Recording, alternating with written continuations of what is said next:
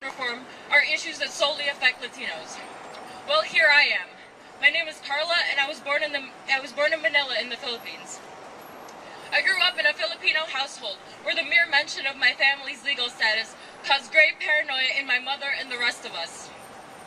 Any discussion would be preceded by her looking out the window or telling us to lower our voices in case anyone was peering in or listening. Since I was 5 years old, I was told never to tell anyone about my family's deep, dark secret, to never tell anyone what I am.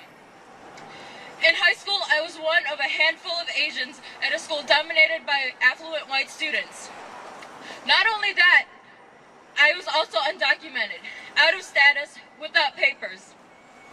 But I never let that fact deter me from getting straight A's and taking AP courses. My parents always told me to work hard and get good grades, which would be my vehicle to success. So school was my life.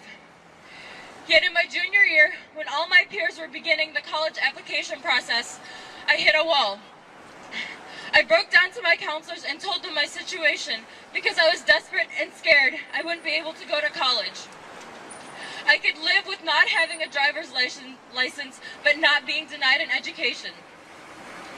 With the help of those same counselors, they helped me get to UIC, where I pursued my passion in English and art education.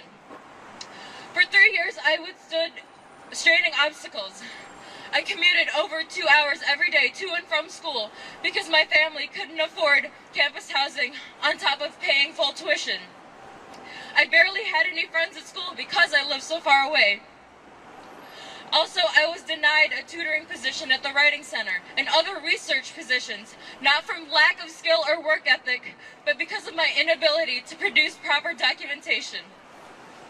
And earlier this year, my junior year, I fully realized I wouldn't be able to meet the requirements necessary to earn a teaching degree. I grew extremely tired of busting my ass in school and feeling so guilty for wasting my parents' hard-earned money if I couldn't even make anything of myself in the long run. I suffered a major depressive episode coupled with crippling anxiety, and I was hospitalized twice. I stopped going to school. I felt hopeless, afraid, and ashamed. I felt worthless. Not until I discovered the Immigrant Youth Justice League and joined the movement was I able to openly discuss my experiences and struggles. I met courageous students who channeled their frustrations into fighting for the rights of undocumented youth like myself.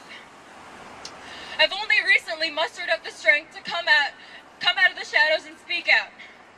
All of the suffering made me stronger. I no longer look behind my shoulder to see if anyone is listening when I say I am undocumented.